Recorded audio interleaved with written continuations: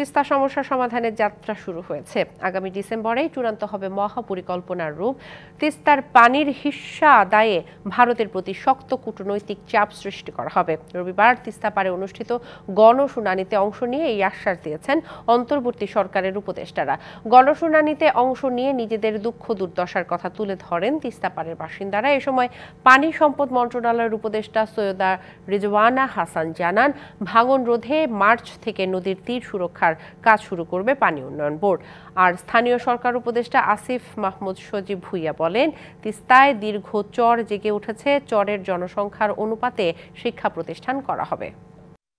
আর কোনো কথা নাই, একটি দাবি এই অঞ্চলের মানুষের প্রাণের দাবি।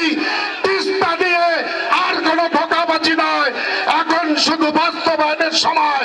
শুধুমাত্র আশা নয়, 2025 সালের ডিসেম্বরের মধ্যেই তিস্তা সমস্যা সমাধানে কার্যকর পদক্ষেপ গ্রহণ করতে হবে।